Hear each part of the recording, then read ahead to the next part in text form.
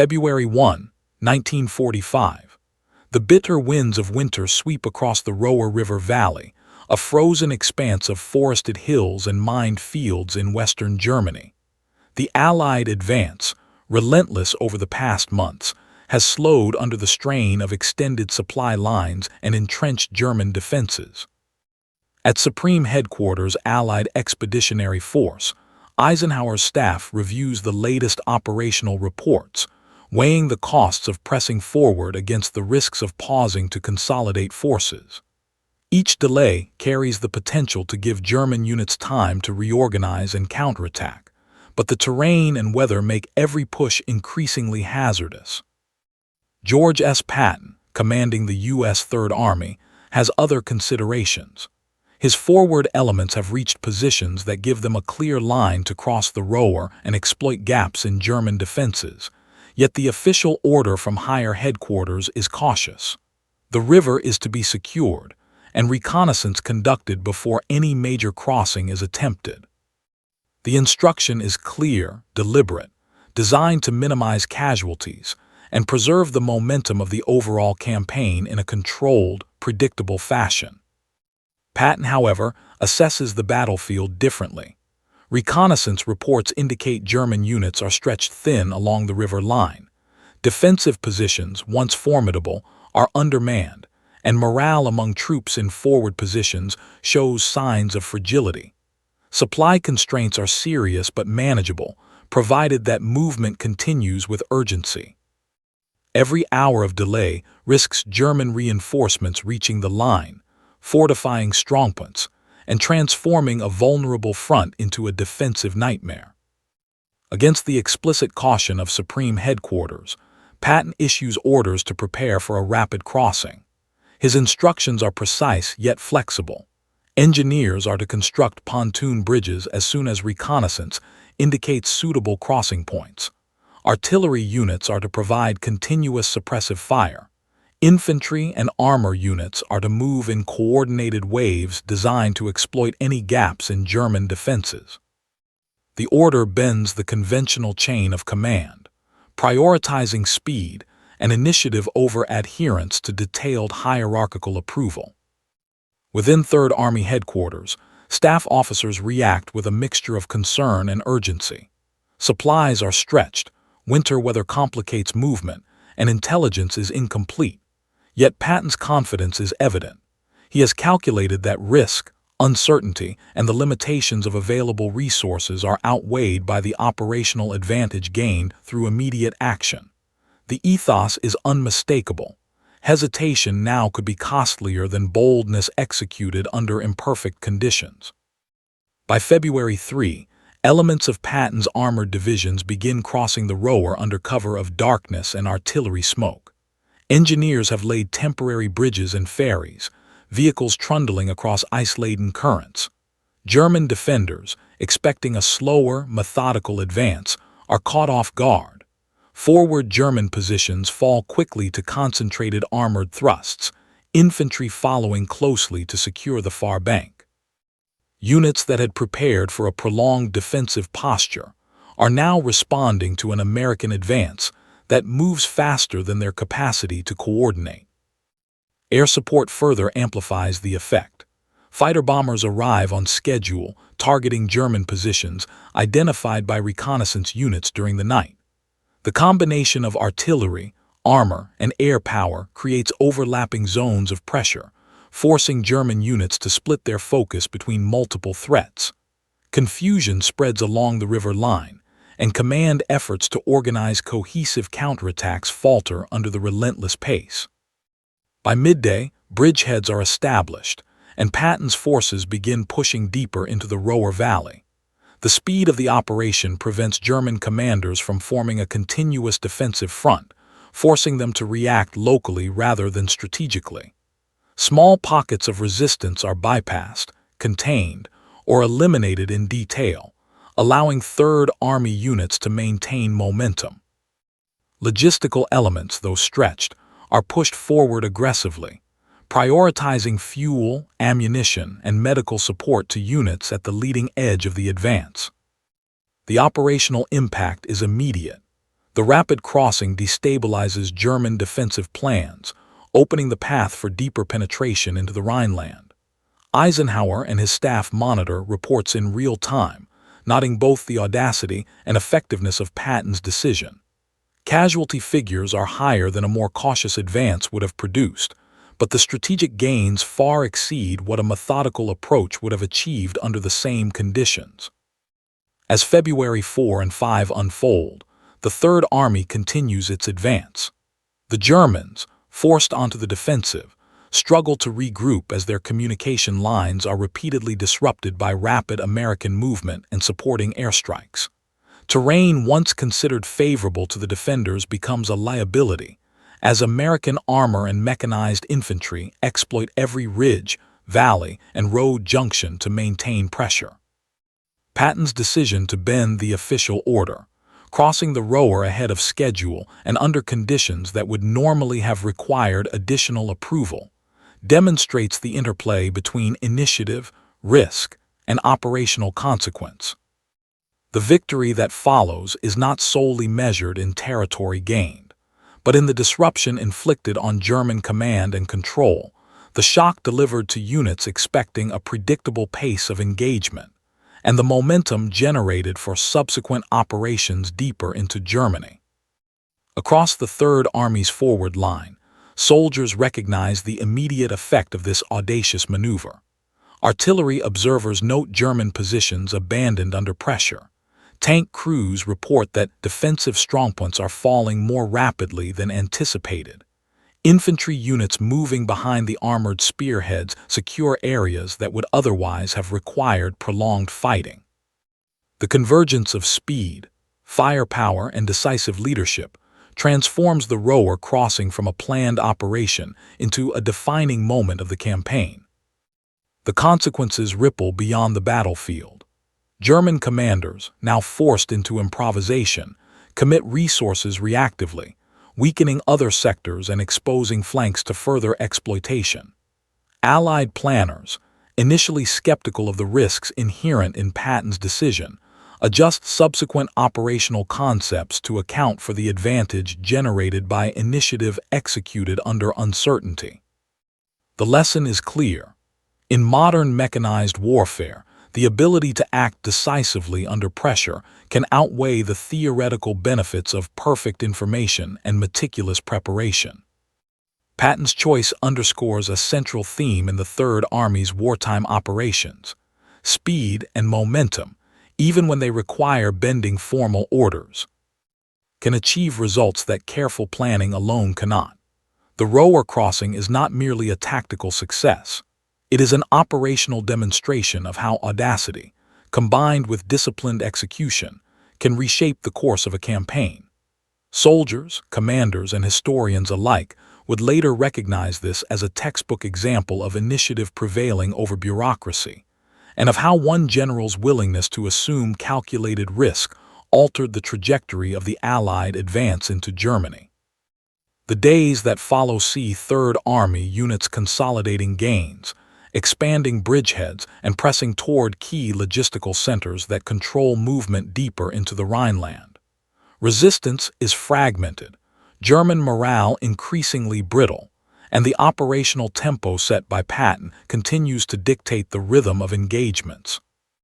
Each hour of continued momentum reinforces the initial success of the bold decision to act ahead of orders, demonstrating the enduring principle that, in war, timing and initiative often determine outcome as much as numerical strength or firepower.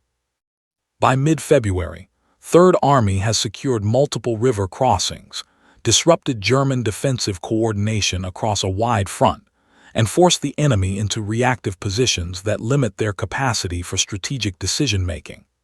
The victory stemming from the bent order is tangible in terrain captured, prisoners taken, and the psychological impact on both American and German forces. Yet the human cost is acknowledged, and the logistical strain reminds commanders that audacious decisions demand sustained support and constant adaptation.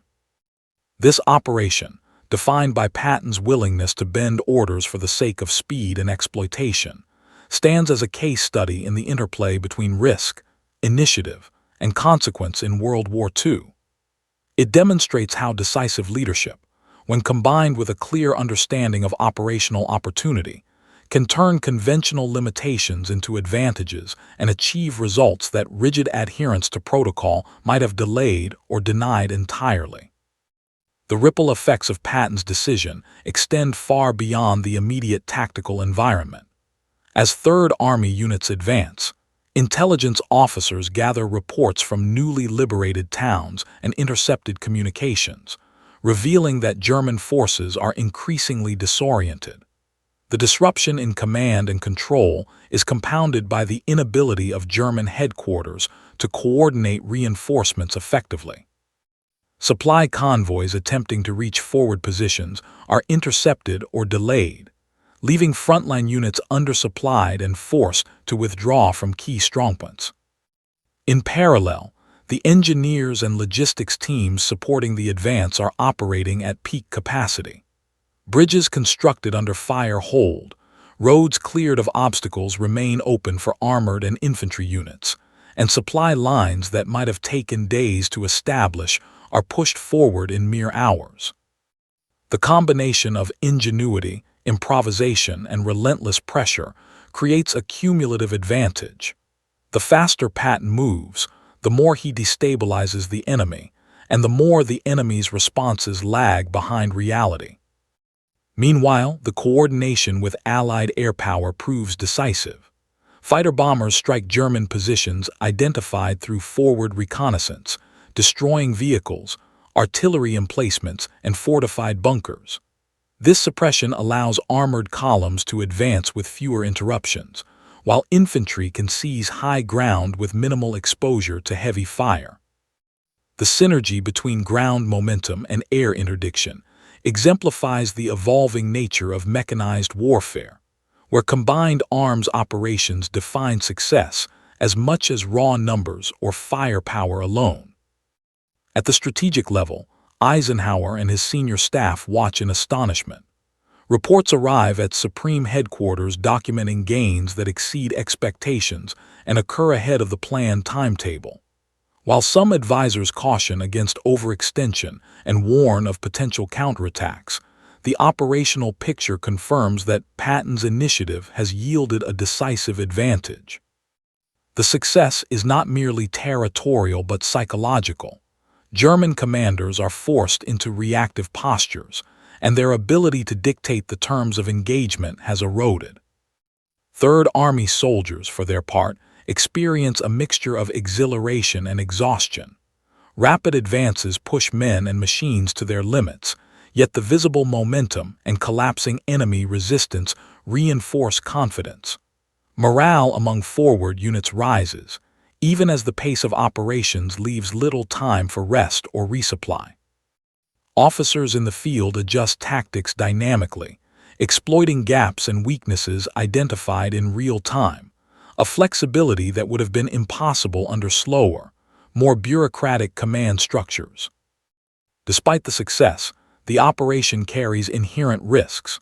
Flanking units remain exposed to counterattack, supply lines are stretched thin, and winter conditions complicate movement and sustainment. Patton continuously monitors these variables, issuing instructions that balance audacity with practical support. Engineers construct emergency routes, artillery units reposition to cover vulnerable points, and reconnaissance patrols remain active to anticipate enemy responses. Each decision reflects the interplay between initiative and caution, demonstrating Patton's nuanced understanding of operational risk. By late February, the effects of the Roer crossing and subsequent exploitation are evident across the wider front.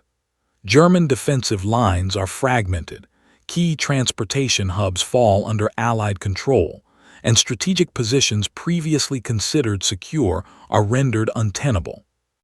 Patton's decision to bend the order, acting faster than permitted, has catalyzed a chain reaction of operational collapse within enemy forces, highlighting the profound impact that timely initiative can have on campaign outcomes. The victory also reinforces a broader lesson about leadership in modern warfare. Speed and momentum, when applied judiciously, can achieve results that cautious planning alone may not. Patton's willingness to assume responsibility for risk, combined with meticulous coordination of armor, infantry, engineers, and air support, creates a template for operations that integrate decisiveness with calculated pragmatism.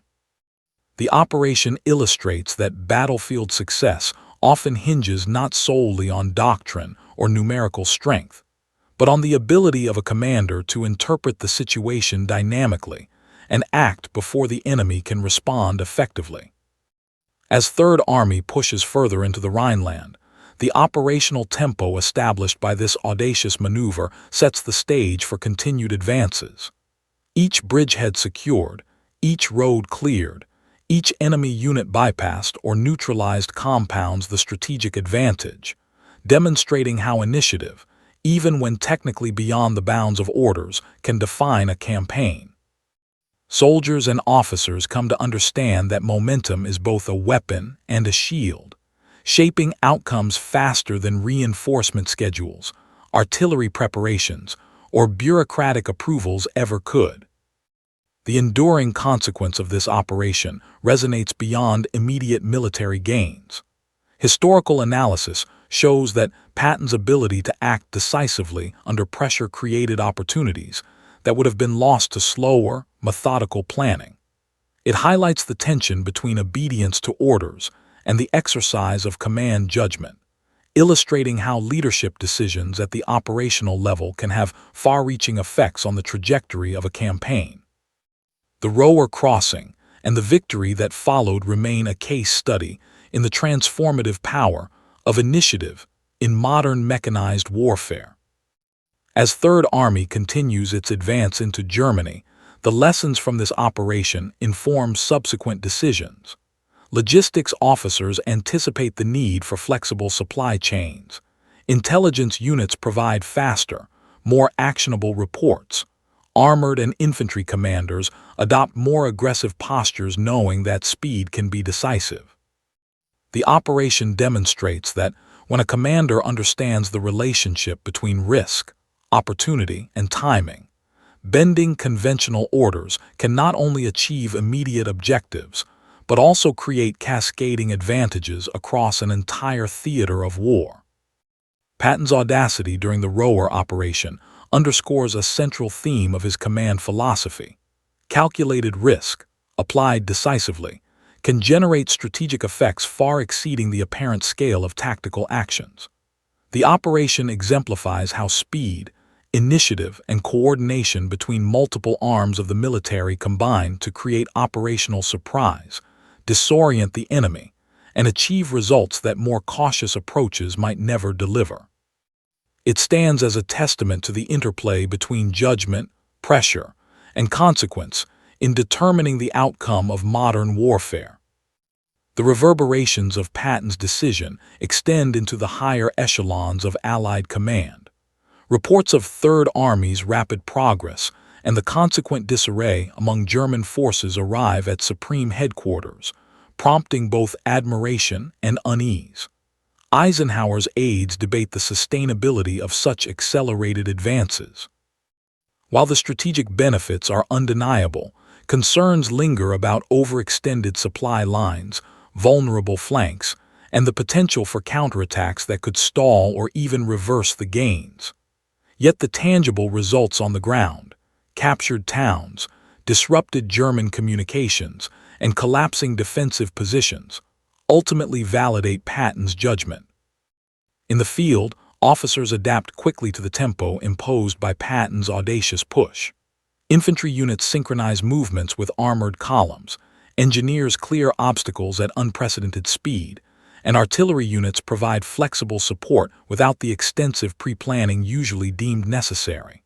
This operational elasticity becomes a hallmark of Third Army's approach, a system where initiative at all levels is encouraged, but guided by the broader intent of the commander. Soldiers understand that quick decision-making and exploitation of fleeting opportunities are as vital as raw firepower. Meanwhile, German commanders scramble to respond. Intelligence reports indicate that Patton's units are not only advancing faster than expected, but are also bypassing entrenched positions, leaving pockets of enemy troops isolated and forced to surrender. Communications between German corps are delayed, orders are misinterpreted, and attempts to reinforce threatened sectors often fail. The psychological impact of seeing entire defensive lines collapse under rapid mechanized thrusts cannot be overstated. German troops begin to question the feasibility of holding positions, while commanders confront the stark reality that traditional defensive doctrine is being outpaced by speed and maneuver. The logistical teams supporting Third Army face enormous challenges. Fuel depots must be moved forward continually. Supply convoys navigate roads disrupted by both terrain and retreating enemy forces, and maintenance crews work tirelessly to repair tanks and vehicles damaged in relentless pursuit operations. The success of the operation depends not only on the audacity of Patton's tactical decisions, but also on the extraordinary coordination and resilience of these support units. Each day of rapid movement strains resources, yet the system adapts, demonstrating the critical interplay between operational daring and logistical execution.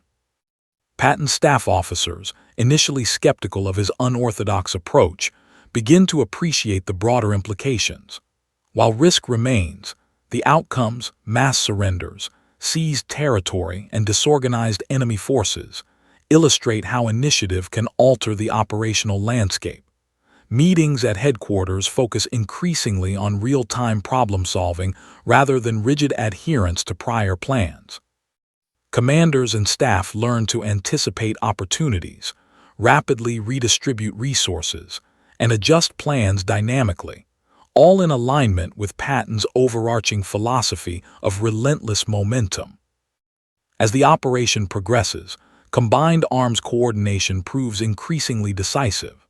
Artillery bombardments are synchronized with armor advances, infantry exploits breaches in enemy lines, and air support targets retreating units or potential counterattack formations. This integration accelerates the tempo further, creating a compounding effect. Each success facilitates the next, forcing German forces into reactive postures that prevent them from stabilizing their lines. The synergy of speed, coordination, and initiative becomes a textbook example of modern mechanized warfare in action. At the strategic level, the operation influences Allied planning across the Western Front. Observers note how Patton's aggressive advances force neighboring Allied units to adjust their movements to maintain cohesion and exploit the momentum. Supply and communication networks are adapted to support similarly rapid operations, and doctrines begin to incorporate lessons learned about operational flexibility, initiative, and the decisive value of speed in armored warfare. The psychological impact on both Allied and German forces underscores that victories in the field are often as much about perception and tempo as they are about firepower or numbers. Soldiers on the ground experience a mixture of exhilaration and fatigue. The pace leaves little time for rest, yet morale remains high because tangible results, captured towns, retreating enemy columns, and liberated populations reinforce the purpose of their efforts. Junior officers gain confidence in exercising initiative, understanding that their decisions can materially influence the course of operations. The fluidity of the battlefield reinforces a culture of adaptability and responsiveness, which becomes a critical enabler of sustained operational success. As the campaign unfolds, the enemy's options narrow dramatically. Key logistical hubs, communication nodes, and defensive positions fall in rapid succession. German counterattacks are delayed, poorly coordinated, or rendered ineffective by the relentless pace of Third Army's advance. Patton's willingness to bend orders and accept calculated risk creates cascading operational effects that amplify both tactical and strategic gains. Each day of momentum compounds the disorientation of enemy forces, creating opportunities that would not exist under slower, more deliberate operational planning. The lessons from this operation resonate long after the immediate tactical objectives are achieved. Historical analysis emphasizes the importance of initiative, speed, and the intelligent acceptance of risk. Patton's approach illustrates how decisive action, when paired with meticulous coordination of logistics, combined arms, and intelligence, can reshape the operational environment and force adversaries into untenable positions. The operation becomes an enduring study in the dynamics of momentum, leadership judgment, and the profound consequences of timely action in modern warfare. Third Army's success reinforces broader strategic objectives. As German forces are pushed back, Allied planners gain confidence in adopting more aggressive operational postures elsewhere. Patton's advances serve as both a practical example and a psychological tool, demonstrating that audacity, speed, and decisive maneuver can achieve results that conventional doctrine and cautious planning may not. The interplay between risk and reward in these operations continues to inform military thought, highlighting how leadership under pressure shapes outcomes on scales that range from individual battles to entire campaigns. The operational innovations during this advance also highlight the importance of communication and information flow. Rapid decision-making requires accurate, timely intelligence, and Patton ensures that reconnaissance units, signal officers, and forward observers operate with clarity and efficiency. Situational awareness is continually updated, allowing commanders at all levels to adjust maneuvers in real time. This integration of intelligence, mobility, and initiative becomes a hallmark of Third Army's effectiveness, demonstrating that speed alone is insufficient without a robust foundation of information and coordination. By the conclusion of the operation, the combined effects of Patton's audacity, speed, and relentless pressure have permanently altered the battlefield. German defensive capabilities are weakened, operational flexibility is reduced, and the broader momentum of the Allied advance is secured. Patton's ability to act decisively under conditions of uncertainty exemplifies the intersection of leadership, operational art, and the practical realities of mechanized warfare. Every advance, every surrender, and every captured position reinforces the central lesson. In modern conflict, initiative and timely action often determine the difference between success and failure on a campaign scale. The success of Third Army in this phase sets the stage for subsequent operations that exploit the disintegration of enemy cohesion. Bridges are crossed, towns liberated, and defensive positions bypassed or neutralized. Allied planners, now informed by Patton's approach, adjust their doctrines to encourage greater operational flexibility. The campaign demonstrates that when commanders understand the dynamics of risk, momentum, and enemy psychology, bending conventional procedures can yield effects far beyond the immediate tactical sphere, shaping both operational and strategic outcomes in profound ways. The advance also leaves a lasting imprint on military leadership studies. Officers and historians alike examine Patton's decision-making, weighing the balance between obedience and initiative, risk and reward, and preparation versus execution.